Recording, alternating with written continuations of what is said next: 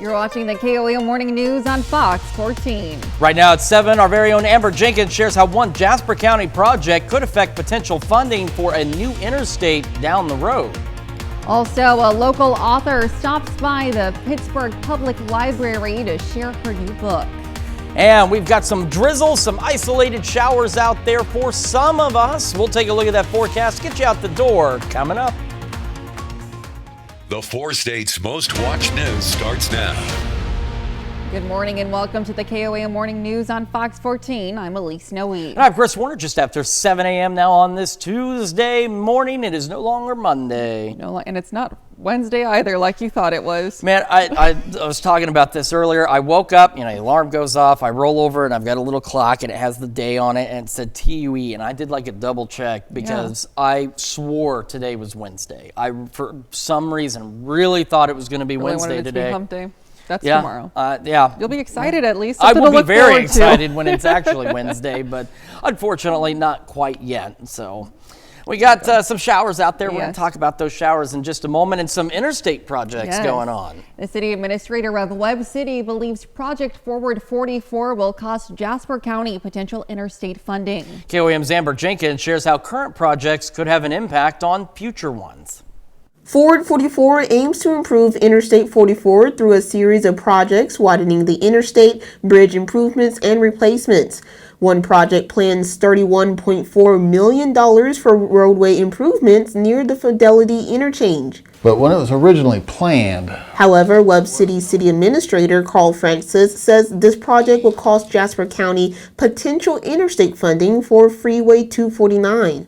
I think that Jasper County is about to miss out on the future possibility of interstate highway inside Jasper County. 18 miles worth of interstate highway in Jasper County will never be turned interstate because if they leave 49 on I-44, that's the end of it. Francis says Freeway 249 should be considered an interstate so Jasper County can receive more funding and reduce the flow of traffic near the Fidelity interchange. The main thing is it also would reduce the amount of traffic having to make the turn at Fidelity, which would reduce the accidents. Even if Forward 44 achieves its goals, Francis believes the chance for Freeway 249 to be re-signed as an interstate is low. Do you think they'll ever eventually get to that? Why would they? It's a lot of money. They're going to spend $200 million redoing I-44 and Fidelity. You could do this for less. Reporting in Jasper County, Amber Jenkins, KOAM News. KOAM reached out to Representative Cody Smith for a statement, but we have not yet received a response. Of course, a lot of projects being planned for I-44 and just in general. I know MoDOT beyond just Forward 44 has some other plans for highway improvements around the Joplin metro area as a whole. And honestly, lived here forever. Everyone that's been here knows that I-44 has needed to be expanded to 3 lanes each direction for like the last 15 years. The traffic is just ridiculous on the interstate. So looking forward to some of these projects and looking forward to some of the other ones that they're proposing as well. Yes. And I'm looking forward to, well, at least if you're out west, you're looking forward to sunshine. If you are in our eastern counties, basically from Bourbon, Crawford, Cherokee, Ottawa counties east, you're going to be looking forward to more showers today. Quick look outside. Our camera on top of the Cornell complex in downtown Joplin. And you can see it is cloudy. We've had some drizzle. We've had some light showers out there. And that's a little more evident here on the MoDOT camera. And the only reason I can say is if you look at the traffic signal, I think it's starting to dry up a bit, but it was a little shinier because we had some drizzle. That was making that a bit damp out there. Roadway's a bit damp as well. Showers starting to pick up just a wee bit. And I want to emphasize, this is one of the things. This is going to split our coverage area almost in half. So Bourbon, Crawford, Cherokee, Ottawa counties, from here west, it's going to be cooler. You've got better chances for some scattered showers, maybe a rumble of thunder. If you are from, east.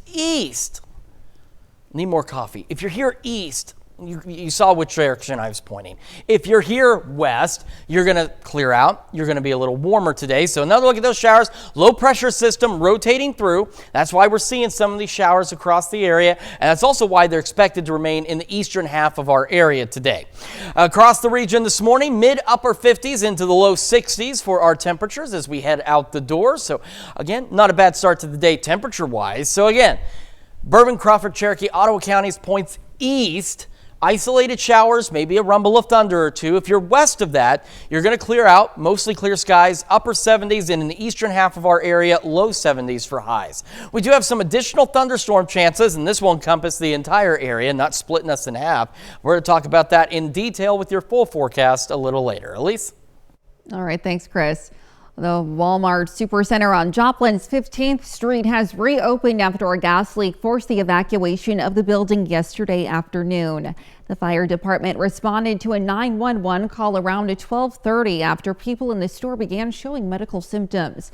Authorities evacuated the building of all employees and shoppers. Fire crews treated 5 people at the scene and 4 people were taken by ambulance to the hospital. Investigators believe the gas leak was related to the installation of a new oven in the bakery section. The store reopened around 2:30 yesterday afternoon after the gas levels were determined to be safe. When we're learning more about the recent ransomware attack targeting Ascension Health Systems. Ascension said yesterday it worked around the clock with the support of cybersecurity experts over the weekend to respond to the attack. Ascension says they're making progress, but it will take time to return to normal operations. They add all Ascension via Christie hospitals, physician offices, and care sites across Kansas remain open and operational. However, patients may encounter longer than usual wait times and some delays. Ascension is posting updates online through about.ascension.org. The city of Joplin plans a test of its emergency sirens Wednesday at 10 a.m. No critical weather is forecast at that time. This is just a procedural step following minor maintenance work completed on the outdoor emergency siren system. And some Pittsburgh residents got a lesson on the history of America's first ladies. Author and Pittsburgh native Diana Bartelli Carlin helped write the book, Remember the First Ladies, The Legacies of America's History-Making Women. Yesterday, she came to the Pittsburgh Public Library to sign copies of the book and give a presentation about the information it holds. Public Library, and if you are interested in the First Ladies, because who wouldn't be, you can learn more about sometimes a hidden part of history, and I think Diana has done a wonderful job of bringing that kind of the hidden part of American history to light in discussing the First Ladies, because they have had a tremendous impact on our history and our culture. Carlin has taught courses on First Ladies at 3 universities, including St. Louis University and the University of Kansas. State Department officials are commenting on a report which takes a closer look at Israel's use of U.S.-provided weapons in Gaza. This as Israeli forces continue to move deeper into Rafah. A State Department report says Israel likely violated international humanitarian law in their fight against Hamas. But wartime conditions prevented U.S. officials from making that determination for certain and specific airstrikes. There is a moral and strategic imperative to take every possible step to minimize civilian casualties, steps that we know that the IDF has the tools and the capability to undertake. But simultaneously, that this is also a belligerent that is using civilians as human shields. Secretary of State Antony Blinken looking ahead. Israel's on the trajectory potentially to inherit an insurgency with many armed Hamas left. Meanwhile, Hamas armed wing releasing a statement saying it has lost contact with militants guarding 4 Israeli hostages in Gaza, including 24-year-old American-Israeli Hirsch Goldberg-Polin. Even before this news, his mother speaking to Fox News. I am a mother who is horribly, miserably worried about her only son, who has been in an active war zone for 219 days. Goldberg-Polin was kidnapped at the Supernova Music Festival. Mourners gathered at the site of that rave party that was brutally cut short.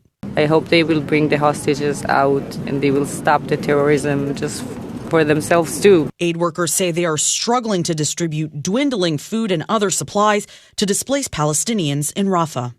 In New York, Anna Eliopoulos, Fox News. Coming up next, Rafi Andonian is with us to share some history of the first time the United States hosted the Olympic Games. And later, we'll see how therapy dogs are helping members of Congress release some stress. We'll be right back, but first, here's a live look from the Veterans Memorial Amphitheater.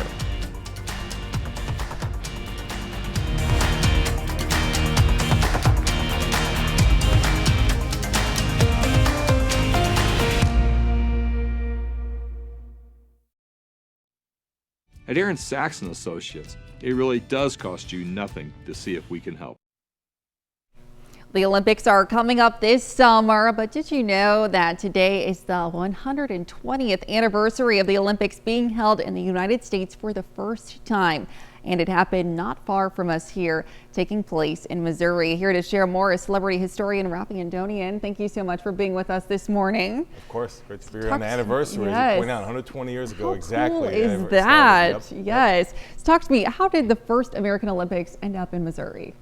Missouri stole them. St. Louis in particular was behind this effort. And so originally the 1904 Olympics were going to be held in Chicago. But at the same time, there was a World's Fair that St. Louis was holding in 1904. And so as part of the World's Fair, what Missouri tried to do, Missouri and St. Louis together, is they tried to create, they actually did create athletic events to take place at the World's Fair. When they created athletic events, it created competition for the Olympics. So it kind of forced the Olympic Committee, which was kind of a baby organization at the time, to say, you know what, we don't want that competition, fine, we'll take the Olympics down to St. Louis and kind of make it interspersed with the World's Fair. So they kind of forced that situation and took it. Now what's fascinating is, because the World's Fair was several months, the Olympics, unlike today, it actually lasted several months. Like it kind of was dispersed over the course of a period of time. And being here in the United States for the first time, now there's the third Olympics, the third modern Olympics overall, but the first time in the United States, it made it so European nations had a hard time to get here. Remember, they don't really have passenger flights at the time, right? So, for example, I mean, the Wright brothers, they just barely had their first flight ever a few months before all this is taking place. So it's not easy to get around. So a lot of European nations didn't show up. And as a result, the United States cleaned up medals. They really did have more than 200. That's right. and as I did when I was a child, not at the Olympics, but these are my medals from when I was a kid doing track and field. That's right. That's right. But what's really interesting about that too, that carries to today, there was some controversy because Americans, some of the United States athletes were actually were immigrants and not quite citizens yet of the U.S. And so as a result, and there you're seeing some images from some early Olympics, that's right.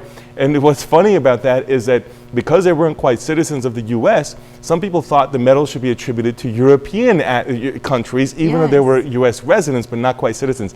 That debate has taken place into the 2010s, believe it or not. Some countries in Europe still try to claim some of those medals from back in 1904 because of what the situation we're talking about. So all of that happens right here locally as a result of what's happening. Now, what's really fascinating also is you not only had men's events, but you also had a couple of women's events, and they were in boxing and archery. Archery was like an official event. Boxing was more for exhibition, but it is one of the original Greek events. So it's kind of interesting to think about even what's going on from a gender standpoint at that time. Certainly so. Well, thank you so much for being with us this morning. Yes, we'll wave our little flag, and we'll be right back with more news and weather right after this. From the moment you call.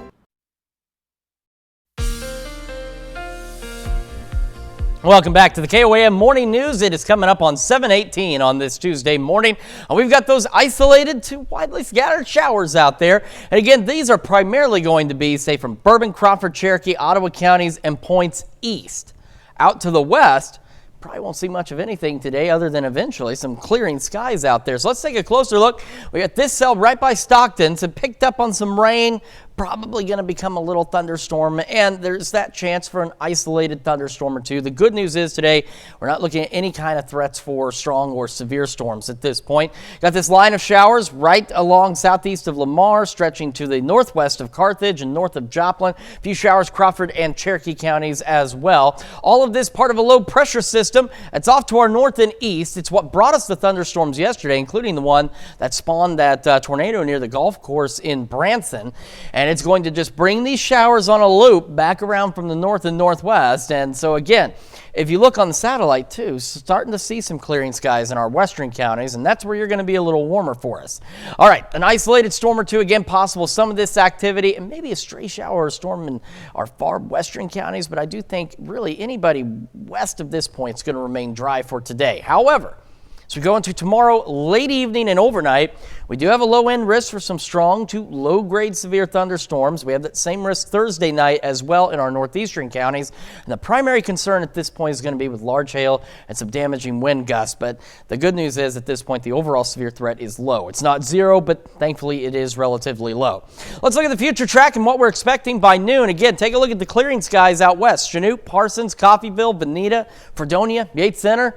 You guys are going to be warmer than everyone else to your east today as you go into the upper 70s. And it won't be until the late evening hours that we'll start to see some clearing in our eastern counties as these showers start to come to a close. So again, that's why you're warmer. Everybody else a little cooler today. Then as we go through our Wednesday, we're looking pretty good for most of our Wednesday. Clouds increase, maybe an isolated shower or two during the day. Again, most of us dry. It won't be until after 9 o'clock that we see this thunderstorm complex begin to roll in. And that's when our opportunity for some stronger storms will come in, and it will continue into our Thursday morning across the area as well. So we'll start Thursday with storms, and we're going to continue to see scattered showers and thunderstorms throughout the day Thursday. So again, out west, upper 70s, everybody else low 70s, some scattered showers, maybe a storm. Mostly cloudy throughout the day Wednesday, upper 70s, evening thunderstorms continue into the overnight hours. We'll have scattered storms Thursday and Friday as well. Clearing out for the weekend, looking great. A little warm though, low to mid 80s out there. We'll hang on to the low 80s next week as well as some additional thunderstorm chances next week. Let's check your forecast. We're back with more right after this. Feels good. Well, therapy dogs are bringing relief to government workers from Capitol Hill to the State Department and USAID. The dogs are on a mission to bring a bit of happiness during increasingly stressful times. Natalie Brand tagged along on one of the canine visits to get a look at the benefits. They travel to some of the most powerful, high-stress jobs in the nation's capital to deliver a needed pause. It's a super popular day whenever we get the notices. Therapy dogs from the nonprofit organization PAL provide cuddles, comfort, but most importantly, a bit of self-care. By taking care of themselves, I think they may be in a better place to do the work that they're doing. Sharon Forrence works at the Staff Care Service Center for the U.S. Agency for International Development. She says the dog's twice-a-month visits have the added bonus of drawing people to her department. But it also allows us to talk about the programs that we have for all of the staff members here and their family members. There's such a need. There's a big demand. Heather Gomes, executive director of PAL, says the pups and their volunteer handlers also visit the State Department weekly, as well as the U.S. Senate and Capitol Hill police officers on holidays. I think it helps alleviate burnout, for sure. We need to take a break. We can't be running on adrenaline all the time. Research has shown animal-assisted therapy can reduce anxiety, stress, and fatigue. Hello. Gretchen Burkle, who works in USAID's Bureau for the Middle East, brought her colleagues for a moment of calm. It's important to be able to step away just for a few minutes, kind of catch your breath, refocus a bit. She says they leave revived, renourished, and ready to get back to work. PAL says all therapy dog handlers are volunteers. There is no fee to any of the host sites. The dogs also visit hospitals, schools, and other workplaces. And of course, therapy dogs have been proven to bring a lot of relief, Yes. a lot of assistance to those who really need it, especially after disasters or traumatic events. Certainly, yes, incredible to see. Well, coming up, it's Hospital Week, and we'll hear how one healthcare system is celebrating its employees. And we've got some showers, we've got some drizzle, we've even got some thunderstorm chances today. We'll take a look at all that in the forecast when we come back. How does these? For a limited time, get medium fountain drinks for just 99 cents. The 4 states' most watched news starts now. Welcome back to the KOA Morning News on Fox 14. It's currently 7:28. I'm Elise Snowy.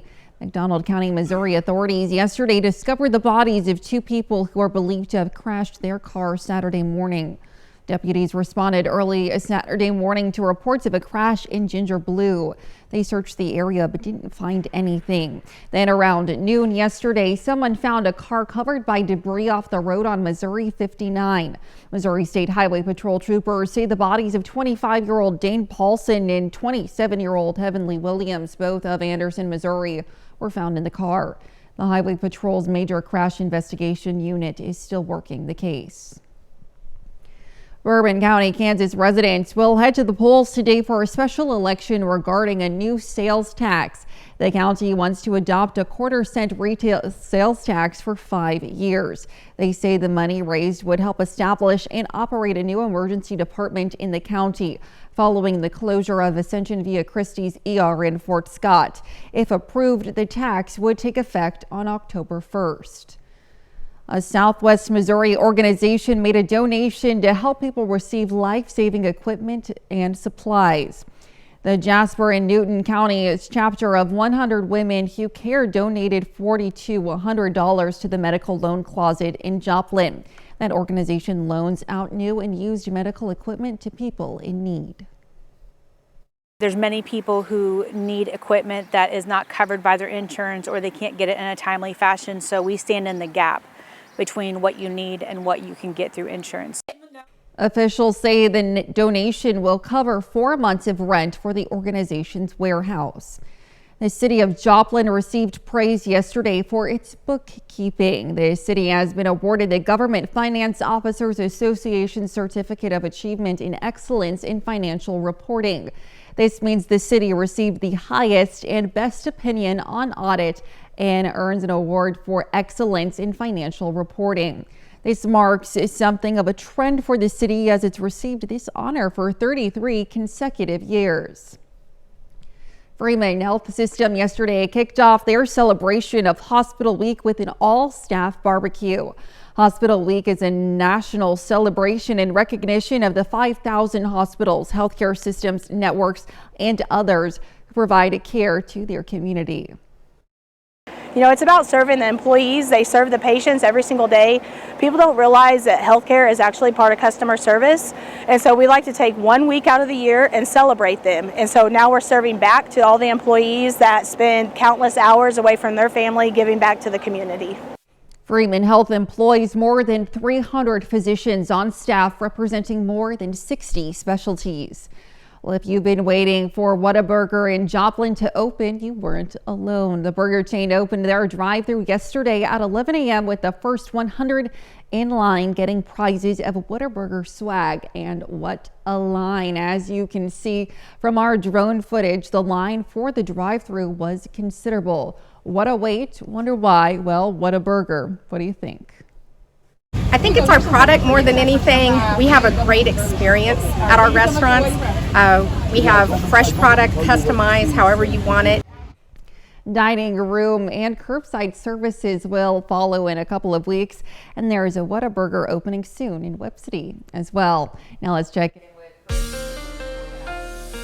We've got ourselves a few showers and some drizzle out there this morning. MoDOT camera 20th and range line. This pole here was a little wet earlier with some drizzle, light showers. It's dried out, but more shower activity is on the way. Skywatch Storm Tracker, we got some heavier rain up around the Stockton area. We've got some light showers rotating through with this low pressure system. So mainly Bourbon, Crawford, Cherokee, Ottawa counties from this point east is going to be the better chances for some isolated showers, maybe a thunderstorm or two. If you are further west, you're going to actually clear out and be a little warmer than the rest of us today. Temperatures right now, we've got mid upper 50s, seeing some low 60s starting to warm up there or across the area. And as we go through today, again, further west, you're looking at upper 70s for highs. Everybody else about the low 70s, partly cloudy skies, and again, some isolated showers, maybe a rumble of thunder or two as we head into the afternoon. These showers will clear out by this evening, will clear out overnight ahead of more thunderstorm chances as we head into late tomorrow night and all the way through Friday. We'll have the full details on those thunderstorm chances and how this upcoming weekend is shaping up here in just a few more minutes. Elise? Thanks, Chris. And that's a look at our top news stories coming up this half hour on the KOAM Morning News. A young cancer patient is given a rare opportunity to go to school in style. We'll share how his hometown has shown its support for the boy and his family. We'll be right back, but first, here's a live look from the Veterans Memorial Amphitheater in Pittsburgh.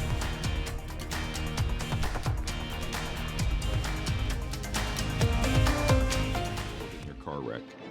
Deferred payments with Ford Credit Financing, only at your Midwest Ford dealers. Welcome back. Charlene Patton with the Kansas Soybean Commission is with us this morning to teach us how to make a yummy recipe, an edamame and walnut salad. Good morning, Charlene. Thank you so much for being with us. So talk to me about this salad and what we're making this morning. Well, the month of May here, we're featuring salads. Oh, lovely, yes. And it just seems like, you know, as the weather gets warmer, we like to have lighter meals. Oh, yes. And so we have some great recipes that we're featuring. The edamame and walnut salad is just I don't know, look at those colors. Look at there. that. Yes. Perfect for spring into summer. That's gorgeous. Right. I'm going to have you start with the dressing here and look at all these wonderful ingredients that we're going to do. We're starting out with extra virgin olive oil, but like I was telling you, this recipe comes to us from the Soy Foods Council. Yes. But I would like to also use the vegetable oil because that's our soybean product from here. So you could use either one, and I've already put this in. You could put it in a bowl to mix it with a whisk. Okay, yes. But I've got this container that you can just shake it. Nice It and makes it nifty, easier yes. to do it. So to that, we're going to add some brown sugar there. And then I did grate some fresh ginger. And the ginger root you will find in the produce section of your grocery store. Okay. Take out that outer edge and then grate it. And you're going to want the fresh kind. Perfect. That's right. Well, it adds a lot more flavor to it. Does. And then we have some seasoned salt. And then you can smell this. This is balsamic vinegar. Oh, yes. And it said you can use some choices of vinegar in there. And then you see that little piece that went in there? That was a little bit of Dijon mustard. Okay, wonderful. So lots nice of and flavor. zingy too. And I'm going to make sure we get that nice and tight for you. And we'll make sure that that's down and closed. Yes, perfect. I'll let you shake that. I'll get to it. And then here we have oranges. And it gives you a couple of choices. You can use 2 cans of the mandarin oranges. Or if you have fresh oranges, then section those out and you could use fresh oranges. So that's all there is. We're just going to mix that with our edamame that's cooked. This is nice and pour some of that. I'll let you probably not all of it because it makes a lot of it. Yeah, just that's like great. That. Just okay, drizzle. You tell me when, Charlene. All right. We'll drizzle some of that on there. I think that's perfect. Wonderful. Mix that up, and then when you serve it, we've roasted some walnuts. For a nice little crunch in there. And we'll just put that on top. Yum. Oh, such a great salad, and I have one on display there, and it makes a great salad to serve. Absolutely. Well, thank you so much for being with us this morning, Charlene. If you missed any of that, it'll of course be on our website. That's KOAMnewsnow.com. Stick around. We'll be back with more after this. Looking to update your discover something special today. Welcome back to the KOAM Morning News. Coming up now on 7:41 on this Tuesday morning. Got some showers out there and maybe even a couple of rumbles of thunder for some of us. And that's how it's going to be for, say, again, Bourbon, Crawford, Cherokee, Ottawa counties, and points east. We're looking at the chance for some isolated showers, maybe a rumble of thunder or two. If you are west of that, you're going to start to clear out through the morning and afternoon, and you're also going to warm up a little more than the rest of us do.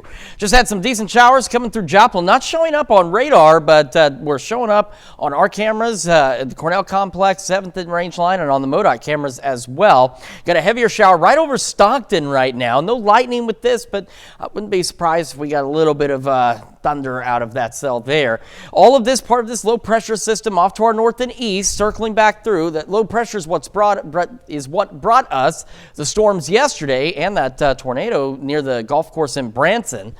Thankfully, no severe weather expected for us today. However, we do have that possibility of some strong to low-grade severe thunderstorms late Wednesday night into the overnight hours, and then again late Thursday as well in our northeastern counties.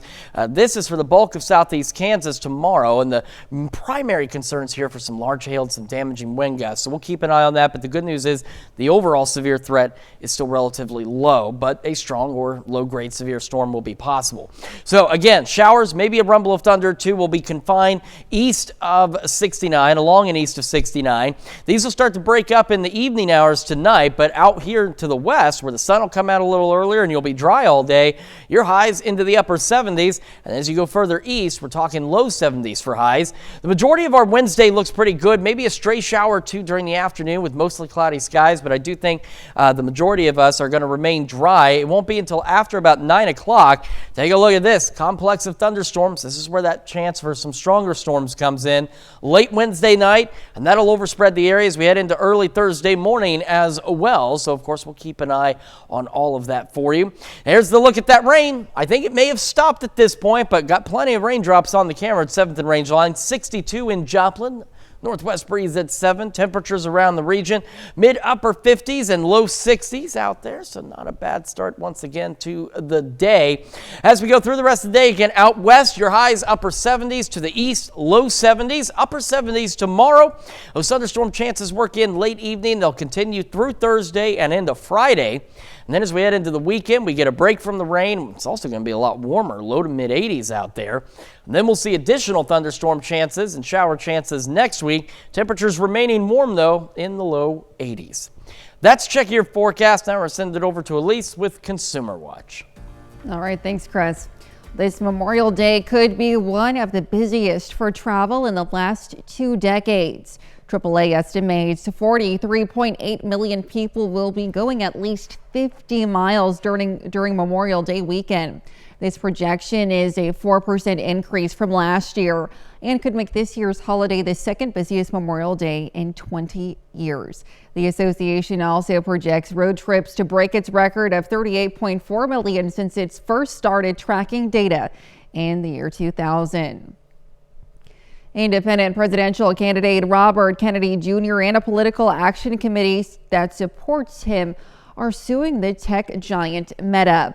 Kennedy has filed a First Amendment and election interference lawsuit against Meta after a biographical film titled "Who is Bobby Kennedy?" was censored on Facebook and Instagram. Kennedy's attorney says the case raises important issues about the censorship of political candidates by social media giants like Meta. Google and Apple announced new phone alerts for nearby tracking services. The companies say Android and iPhone users will receive a warning when a wireless tracking device is in the area. The alerts will help users find the device to stop the tracking in case they were not aware of it being nearby. Third-party tracking devices will also need to meet Apple and Google requirements and will need to implement the unwanted tracking alerts as well. Fear in the market for a new car, expect high monthly costs to pay off the loan market. The car market is being rocked by record high interest rates and higher sticker prices. So how can consumers help lower their costs? Well, Jen Sullivan has some tips. High interest rates are driving up car prices, but that doesn't mean a used car will land you a better deal. The used car market has definitely had a bit of a topsy-turvy past few years. Jessica Caldwell with auto company Edmunds says interest rates for new cars are over 7%. But for used cars, rates can be higher than 11%. All of a sudden, we have people coming back into market, looking at what these interest rates are doing to their monthly payments, thinking, I can't afford this. According to the most recent data from Bankrate.com, interest rates for both new and used cars have gone up nearly 3% in the last few years. But sticker prices are also higher. Caldwell says when there are fewer used cars on the market, it drives up the prices. So what can you do to help pump the brakes on the high costs? Caldwell recommends doing your homework to look at all options. We're starting to see subsidized interest rates like a 1.9 for 60 months or 2.9, whereas a few years ago, those did not exist. Caldwell also recommends looking at leasing. Certified pre-owned vehicles have better rates, and electric vehicles come with tax credits, which can help lower overall costs. Also, make sure you're getting your current car serviced regularly so it lasts longer. For Consumer Watch, I'm Jen Sullivan. And those are our top consumer stories. Let's take a look at the market prices before the opening bell.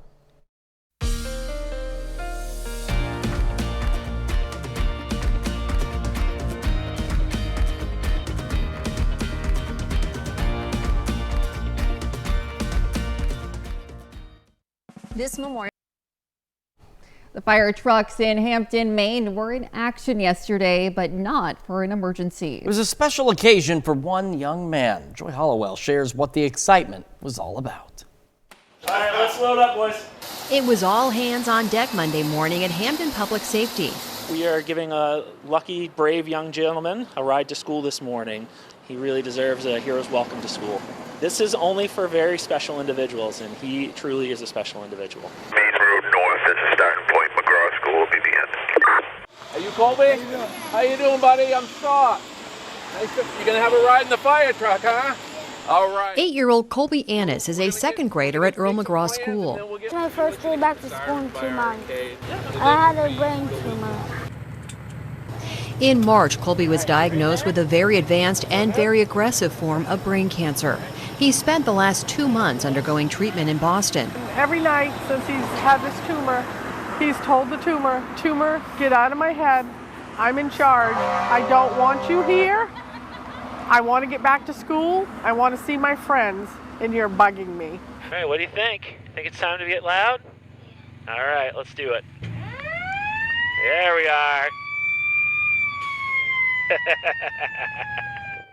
Anytime that we can get in the fire trucks and drive with red lights, you know, we're big kids at heart, so this is enjoyable for us as well. I think they're all here for you, Nate. That's pretty cool right there, pal.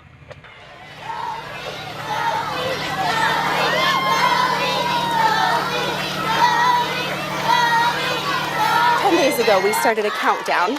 So the kids have been counting down with Colby on how many days till he comes back. While he was having treatment, he FaceTimed with the school, and his main goal was to come back to school. He knows that the people out there love him, they're praying for him, and they're hoping for the best.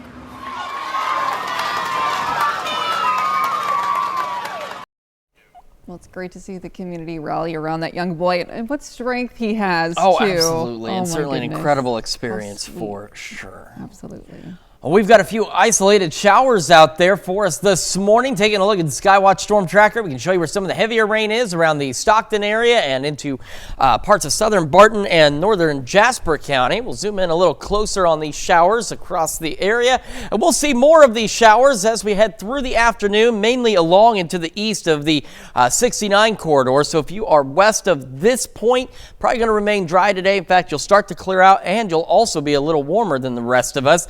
We do have that possibility for some strong to low-grade severe thunderstorms late tomorrow night into the overnight hours, especially into southeastern Kansas, and again on Thursday in our northeastern counties. And right now, wind and hail are the primary concerns with any of those storms. So again, Bourbon, Crawford, Cherokee, Ottawa counties, points east. You've got some isolated showers, maybe a rumble of thunder or two through the day. Out west, you'll warm up, upper 70s, and then out to the east, it'll be into the low 70s for our highs today. Tomorrow, we're going to start off partly cloudy, and then we'll go mostly cloudy. An isolated shower or two possible through the day. I think most of us are dry, but by late tomorrow night, after about 9, here comes that thunderstorm complex rolling into the area, and that'll continue into the early morning hours on Thursday. And we're looking at scattered thunderstorm chances from then through Friday. We'll have one more look at your forecast and the news you need to know right after this.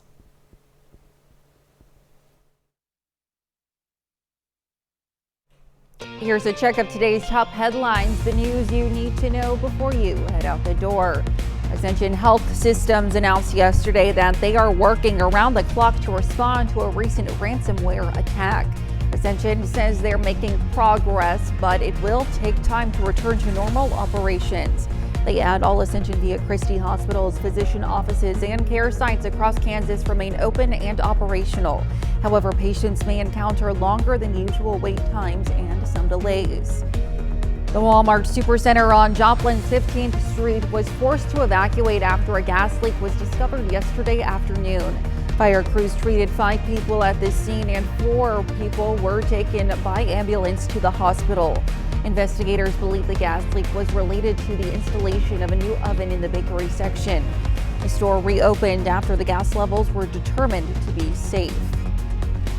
And the city of Joplin plans a test of its emergency sirens on Wednesday at 10 a.m. No critical weather is forecast at that time. This is just a procedural step following minor patient maintenance work completed on the outdoor emergency siren system. And we'll have a few isolated showers, maybe a rumble of thunder, especially for communities along and to the east of the 69 corridor. Highs into the low 70s. If you are west of that point, you will be dry and you will be warmer into the upper 70s. Partly cloudy skies through the evening and overnight, falling back to about 60. Will be mostly cloudy for the majority of our Wednesday, dry most of the day as well, upper 70s. And then after 9, thunderstorms roll in. Thunderstorm chances continue tomorrow night through Friday. Then our weekend looks great, low to mid 80s and dry conditions ahead of more thunderstorm chances next week. Temperatures remain warm though next week, hanging out in the low 80s. Yeah, pretty warm, 80 degrees. Yeah, it's going to start to warm up. We're getting closer to summertime here. Alrighty.